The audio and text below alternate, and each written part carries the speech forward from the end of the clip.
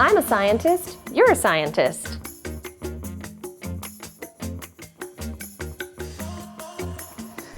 So this flume right here represents an upland forest, which is what we are standing in right now. It's got lots of pine trees and also trees like oak. So both evergreen and trees that the leaves fall off in the winter.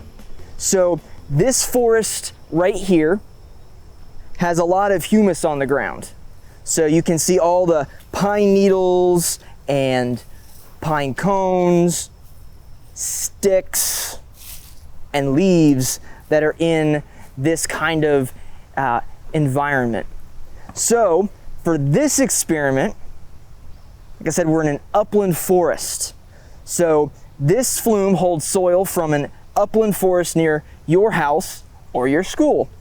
There are pine trees all around and they make nice shade all year long. There are lots of birds in the trees and you have even seen a deer here. So it sounds like a pretty awesome environment to hang out in. So for this experiment with this flume, we're not going to add anything to this place. We're not going to add anything into the flume. And we are going to take a bucket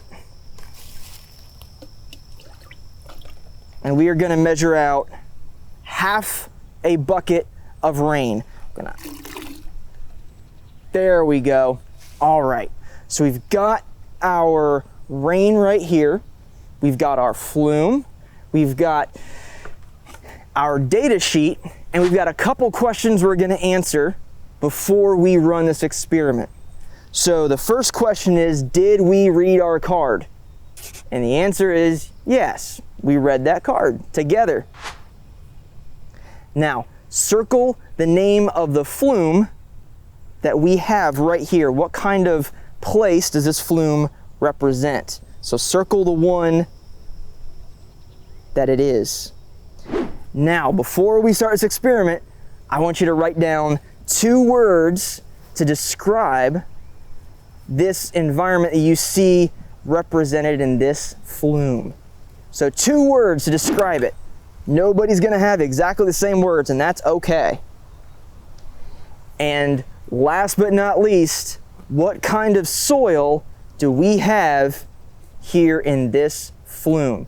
Is it no soil at all? Is it sand? Is it clay? Or is it humus? So remember back to those definitions that we gave you of the different types of, different parts of soil, and write down which one this one is.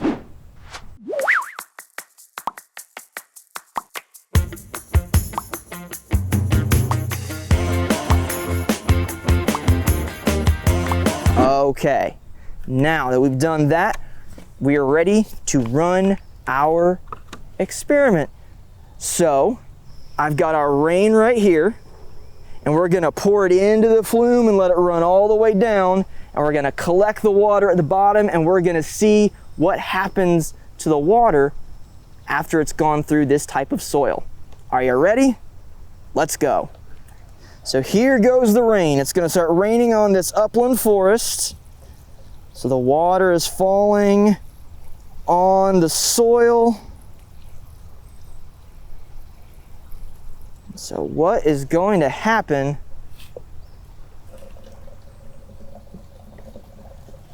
There it goes.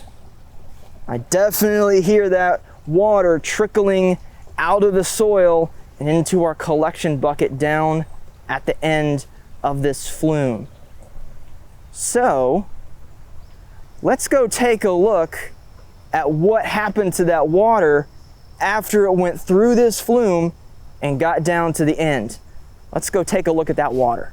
So take a look at the water there. What do you see in the water that's gone through this soil? We've got a leaf in there. We've got little bits of stuff that is in the water there. But the question is it natural or is it polluted?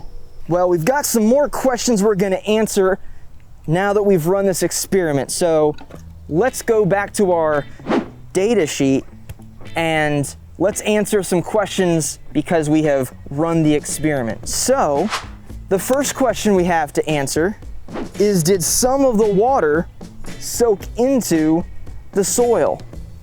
You can circle either yes or no. So our next question is, what was the speed of the water?